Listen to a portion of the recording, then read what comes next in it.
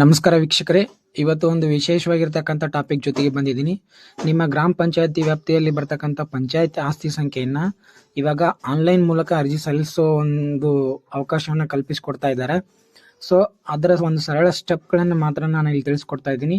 ಮೊದಲೇದಾಗಿ ನೀವು ಅಧಿಕೃತ ವೆಬ್ಸೈಟ್ಗೆ ವಿಸಿಟ್ ಮಾಡಬೇಕಾಗಿರುತ್ತಾ. ಅಲ್ಲಿ https://esutu.karnataka.gov.in ವೆಬ್ಸೈಟ್ಗೆ ವಿಸಿಟ್ ಮಾಡಿ.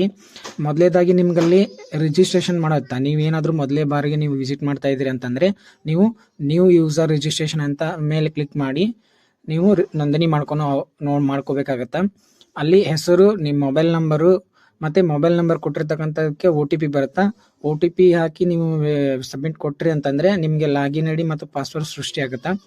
ಸೊ ಸೃಷ್ಟಿಯಾಗಿರ್ತಕ್ಕಂಥ ಯೂಸರ್ ನೇಮ್ ಅಥವಾ ಲಾಗಿನ್ ಐ ಡಿ ಮತ್ತು ಪಾಸ್ವರ್ಡನ್ನು ಉಪಯೋಗ ಮಾಡಿಕೊಂಡು ನೀವು ಲಾಗಿನ್ ಮಾಡೋ ಒಂದು ಅವಕಾಶ ಇರುತ್ತೆ. ಮೂರನೇ ಸ್ಟೆಪ್ಪಲ್ಲಿ ನೀವೇನು ಮಾಡ್ಬೋದು ಅಂತಂದರೆ ಯೂಸರ್ ನೇಮ್ ಪಾಸ್ವರ್ಡ್ ಹಾಕಿ ಲಾಗಿನ್ ಆಗಬೇಕಾಗುತ್ತೆ. ನಾಲ್ಕನೇ ಸ್ಟೆಪ್ ಏನಂತಂದರೆ ಅಪ್ಲಿಕೇಶನ್ ಹಾಕೋದು. ಲಾಗಿನ್ ಆಗಿದ್ರೆ ಅಂತಂದರೆ ನಿಮ್ಗಲ್ಲಿ ಅಪ್ಲಿಕೇಶನ್ ಹಾಕೋ ಒಂದು ಪ್ರೊಸೆಸ್ಸಲ್ಲಿ ಪ್ರಾಪರ್ಟಿ ರಿಜಿಸ್ಟ್ರೇಷನ್ ಮತ್ತು ಅಥವಾ ಇ-ಸುತ್ ಅಪ್ಲಿಕೇಶನ್ ಅನ್ನೋ ಆಪ್ಷನ್ ಸಿಗುತ್ತೆ. ಅದ್ರ ಮೇಲೆ ಕ್ಲಿಕ್ ಮಾಡಿರಿ.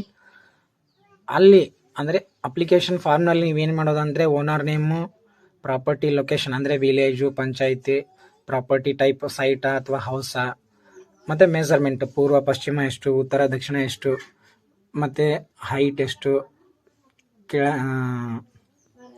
ಇದೆಲ್ಲ ಮಾಹಿತಿನ ತುಂಬೋದಿರುತ್ತೆ.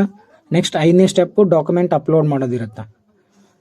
ಆ ಒಂದು ಆಸ್ತಿಗೆ ಸಂಬಂಧಪಟ್ಟ ದಾಖಲಾತಿಗಳನ್ನು ನಂತರ ನೀವು ಅಪ್ಲೋಡ್ ಮಾಡೋದಿರುತ್ತೆ. ಈಗ ಸೇಲ್ ಡೀಡು, ಗಿಫ್ಟ್ ಡೀಡು, ಅಥವಾ ನೀವು ರಿಜಿಸ್ಟ್ರೇಷನ್ ಸಬ್ ರಿಜಿಸ್ಟ್ರ್ ಆಫೀಸ್ನಲ್ಲಿ ನೀವು ರಿಜಿಸ್ಟ್ರೇಷನ್ ಮಾಡ್ಕೊಂಬಂದಿರ್ತೀರಿ, ಅದರದ್ದು ಒಂದು ಕಾಪಿ ಇರುತ್ತೆ.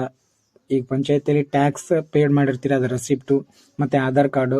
ನೀವೇನಾದರೂ ಸರ್ವೆ ಮಾಡಿಸಿದ್ರಿ ಅಂತಂದರೆ ಅದ್ರ ಸ್ಕೆಚ್ ಅಪ್ಲೋಡ್ ಮಾಡೋದಿರುತ್ತೆ. ನೆಕ್ಸ್ಟ್ 6ನೇ ಸ್ಟೆಪ್ ಏನಂತಂದರೆ ಪೇಮೆಂಟ್. ಆನ್ಲೈನ್ ಮೂಲಕನೇ ನೀವೇನು ಮಾಡ್ಬೋದು ಅಂತಂದರೆ ಅಲ್ಲಿ ನಿಮಗೆ ಕಾಣುತ್ತಾ ಇದು ಇಷ್ಟು ಪೇಮೆಂಟ್ ಇದೆ ಏನಂತಂದು. UPI ಮೂಲಕ ಮತ್ತು ಕಾರ್ಡ್ ಮೂಲಕ, ನೆಟ್ ಬ್ಯಾಂಕಿಂಗ್ ಮೂಲಕ ನೀವೇನು ಮಾಡ್ಬೋದು ಅಂತಂದರೆ ಆನ್ಲೈನ್ ಪೇಮೆಂಟ್ ಮಾಡ್ಬೋದು. 7ನೇ ಸ್ಟೆಪ್ ಏನಂದರೆ ಅಪ್ಲಿಕೇಶನ್ ಸಬ್ಮಿಷನ್ ಮಾಡೋದು. 7ನೇದಾಗಿ ನೀವೇನು ಮಾಡ್ಬೋದು ಅಂತಂದರೆ ಅಪ್ಲಿಕೇಶನ್ನ ಕರೆಕ್ಟಾಗಿ ನೀವು ಫಿಲ್ ಮಾಡಿದ್ರಲ್ಲ ಅಂತ ಒಮ್ಮೆ ವೆರಿಫೈ ಮಾಡ್ಕೊಂಡ ನಂತರ ನೀವೇನು ಮಾಡಿರಿ ಅದನ್ನು ಸಬ್ಮಿಟ್ ಕೊಡಿರಿ. ಸಬ್ಮಿಟ್ ಕೊಟ್ಟ ನಂತರ ನಿಮಗೆ ಒಂದು ಅಪ್ಲಿಕೇಶನ್ ನಂಬರ್ ಸಿಗುತ್ತೆ. ಆ ನಂಬರನ್ನು ನೀವು ನಿಮ್ಮ ಹತ್ರ ತೆಗೆದು ಇಟ್ಕೊಡ್ರಿ. ಅದನ್ನು ನೀವು ಸ್ಟೇಟಸನ್ನು ಚೆಕ್ ಮಾಡೋಕ್ಕೆ ಅವಕಾಶ ಇರುತ್ತೆ. ಈಗ ಇನ್ನೂ ಇ-ಸುತ್ ವೆಬ್ಸೈಟ್ ಡಿಸೈನ್ ಹಂತದಲ್ಲಿ ಅಂದರೆ ಇನ್ನೂ ರೆಡಿ ಮಾಡ್ತಾ ಇದ್ದಾರೆ. ಒಂದು ಸಾರಿ ಇದು ರೆಡಿ ಆಯ್ತು ಅಂತಂದರೆ ನಾನೇ ಯಾರ ಥರ ಅಪ್ಲಿಕೇಶನ್ ಹಾಕ್ಬಿಟ್ಟು ಆ ವಿಡಿಯೋನು ಯಾವ ಥರ ನಾವು ಅಪ್ಲಿಕೇಶನ್ ಹಾಕೋದನ್ನ ಮಾಡೋಣ. ನಾನು ನಡ್ತಾ ಇರೋ ಒಂದು ಈ ಇನ್ಫಾರ್ಮೇಷನ್ ನಿಮಗೆ ಯೂಸ್ಫುಲ್ ಅನಿಸಿದರೆ ನಿಮ್ಮೆಲ್ಲ ಫ್ರೆಂಡ್ಸ್ಗೂ ಈ ವಿಡಿಯೋನ ಶೇರ್ ಮಾಡಿರಿ, ಸಬ್ಸ್ಕ್ರೈಬ್ ಮಾಡಿರಿ, ಹಾಗೂ ಲೈಕ್ ಕಮೆಂಟ್ಸನ್ನು ಮಾಡಿರಿ. ಇನ್ನೂ ಹೆಚ್ಚಿನ ರೀತಿಯಲ್ಲಿ ತಮಗೆ ಇನ್ಫಾರ್ಮೇಷನ್ ತಲುಪೋಕ್ಕೆ ನನಗೆ ಅನುಕೂಲ ಆಗುತ್ತೆ. ಧನ್ಯವಾದಗಳು.